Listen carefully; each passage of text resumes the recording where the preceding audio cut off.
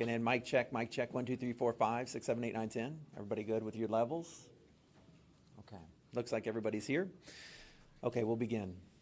Good morning, everyone. My name is Brian Hammond, and I'm a Lee County Commissioner. I'm joined this morning by Commissioner Kevin Ruane and Commissioner Mike Greenwell, also by our Sheriff, Carmine Marcino, and Dr. Chris Bernier from Lee County School District, our Superintendent, as well as Angela Smith, our Health Officer.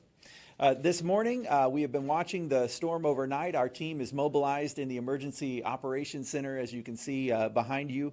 But given the current forecast track this morning and the storm surge predictions, as well as the flood modeling, we're here this morning to announce evacuation orders for some parts of the county, as well as shelter openings for some parts of the county. To explain the operations and how that's going to happen, I'd like to introduce our County Manager, Roger DeJarlais. Good morning, everyone. The evacuation this morning is a mandatory evacuation order, and that is as mandatory as can be. We will not be going house to house and forcing people to leave, but we are stressing the importance of people getting out of harm's way based on the surge models. So evacuation will be Zone A. You can look on our website and see exactly where that is, but it is generally all of the low-lying areas that are accustomed to being flooded during the spring tides. And so it's along the coastal area, the barrier islands, and upriver for a ways. But you'll be able to see that on our website. And then part of Zone B as well will be evacuated. Parts of that zone are in those low-lying areas as well, and that's south of Veterans Parkway and Cape Coral is in that Zone B area. Also, the evacuation order instructs people in mobile and manufactured homes to shelter elsewhere. When winds above 45, 50, 60 miles an hour, mobile homes are generally not a safe place to be. For those in the evacuation zones, please do not put out your garbage today because it's not going to get picked up and it's just going to get blown all over. There will be 10 emergency shelters opening at about 9 o'clock this morning. We're staffing up as we speak, and you can find a list of all those shelters on Lee County's website, that is leegov.com. United Way partners are prepared to open the emergency information hotline when the shelters open at 9 o'clock. And you all will recall that that's the 211 line. Anyone who needs help in understanding their evacuation zone or what they need to do to finish preparations, 211 is the right number to call. Please do not call 911 unless you have a true emergency. Let me see, a list of those on our website is all, let me see, excuse me. This is 0 dark 30 this morning. I'm usually not coherent this time of day. Oh, all of our shelters are pet friendly. You may recall there was a time when we had just a couple of designated shelters, but people are really not prepared to leave their dogs and cats at home. They're like a member of the family. And we also encourage these shelters are a refuge of last resort.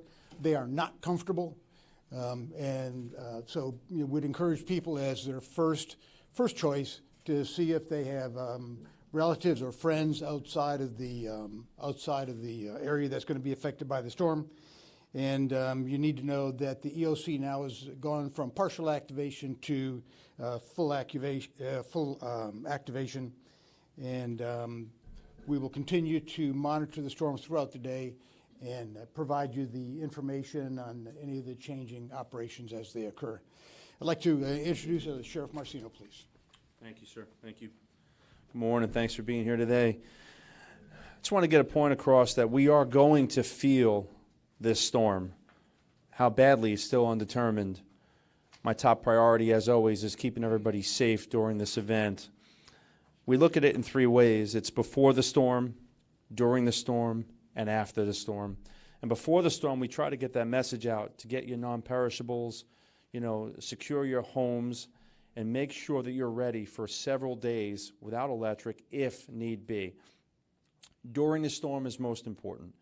We want you to be at your location. We want you to be safe, and also understand, and we stress the fact that once the winds hit a sustained 45 miles per hour, law enforcement, emergency personnel are not going to respond. So God forbid someone does need 911 and they dial, a law enforcement officer is not going to respond until it's safe to. I will ensure absolutely the second it's safe, we will begin answering calls immediately without hesitation in priority. Also, don't leave your homes unless you have to. Sometimes things look like they're safe. Downed power lines, the bridges are, another one. I mean, we are going to let those bridges naturally flow, and we're going to continuously monitor them by patrol and also by the latest and greatest technology at the Real-Time Intelligence Center. But we want you to stay off the roadways. Let's get this storm or whatever it brings us past us to ensure that you get out there and you're safe when you do. The county's done a great job with our shelters. We will be manning the shelters to make sure people are safe. And again, we will get through this. The great residents of this county and the state of Florida, we're no stranger to these storms, but we ask that you work with us and help us make certain that you're safe. And thanks for being here today. We'll take questions if you have them. Yes, ma'am? How much space do we have at these shelters, and what should they not bring? Should people bring? Sandra? Yeah, we feel confident that we're able to adequately support the number of people in the evacuated areas that we feel will be seeking the shelters. And in people who are going to be coming to the shelters, we do ask that you bring any essential supplies, medications. If you're bringing pets, please bring food, a cage for your animals, leashes. We don't have cots at shelters, so please bring something to sleep on, a pillow, and some entertainment, books, because if you do, power goes out, then you can't charge your devices. So just bring anything that you feel that would make you comfortable. Keep in mind that there could be crowding at the shelter, so try not to bring too much stuff. When you enter, you'll get a small area in the shelter to reside in during that time. Yes, ma'am. Before Irma, I believe you issued an order 2 to 3 days before impact. We expect impact tomorrow. Did you kind of consider issuing this order before? What stopped you, and what kind of changed overnight? We did consider calling for evacuation yesterday, but given the uncertainty of the path, the timing just wasn't right. And so the current path with the anticipated impacts of the storm meets all the criteria that we use for calling for evacuation. And the areas being evacuated are small compared to the evacuations during Irma. You may recall that Irma covered the entire state with hurricane force winds. This storm is much smaller. We don't expect nearly the same kinds of wind velocities that we saw during Irma. So calling for evacuation today is a perfectly reasonable decision. Stacy? Roger, a lot of new people to Lake County and to Florida. What message do you have for those folks that are new to our state and our county? People who have moved to Lee County in the last several years after Hurricane Irma, which of course was the last storm, is they should stay tuned to the local television stations and news outlets for all of their information, and we will continue to provide storm information to the TV stations and others, so that people will then they'll know exactly how to react, whether it's evacuation or picking up all of the furniture in their yard and debris, so that it doesn't blow and damage neighbors' homes. So it's a lot of common sense.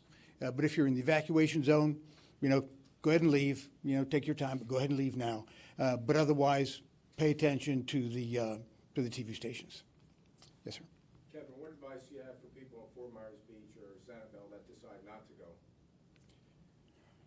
Well, if people on the barrier islands who decide not to go, they do so at their own peril. The best thing they can do is leave. With the kind of tidal surge we're talking about, it would not be uncommon for both islands to be overwashed, and it's a dangerous place to be. We cannot, by law, force people off the islands, but we strongly recommend that they go. Yes, sir. As far as trash in yard, yard waste goes, are you, advising residents to still put that out today? Are we still picking those up, those items up to make sure that they're not, flying around in the case of strong winds? If you're in the evacuation zone A and partial B zone, partial evacuation zone and B, that you not put your trash out. Everyone else, go ahead, put their trash out. We'll be picking up today based on the regular schedule, and then we'll see how the storm progresses, and we can announce later today or tomorrow about future trash pickup days. Yes, ma'am. We still have residents asking about sandbags. Do you know the status of that? Will there be any available today? Sandra? We did have the sand locations out yesterday. Many of them were depleted, so there may still be some sand drops locations that are available. You can contact your fire districts if you're still looking for some sand. How many people do you expect to leave, and how many people kind of live in these zones? So there are about 250,000 people who live in the evacuation zones that we've outlined, and we would anticipate about 10%.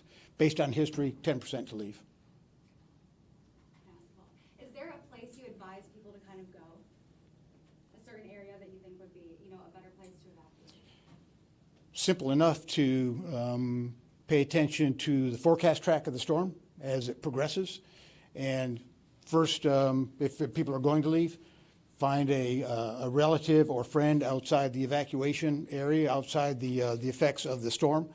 As first choice, second choice, go to one of the shelters, one of the 10 shelters, and as a last resort, stay at home. It's depending on where you live, sheltering at home is not a bad option, but people will have to make their own decision. Lastly, can you just briefly go over Zone A and Zone B, which areas, name the locations? Sandra? Yeah, and we'll be posting a map. It'll be important to direct residents to the map because then they can see where they live pinpointed to that map. But essentially, Zone A is all the barrier islands and all the coastal areas and leading up to the borders next to the river, the Caloosahatchee River. And there'll be some areas down in the Bonita area closer to the Imperial River. So again, important for everyone to look at that map. And then, as was stated earlier, Zone B, the only Zone B that is called for is south of Veterans in Cape Coral. We good? Yes, sir? I'm sorry, if media want to stick around.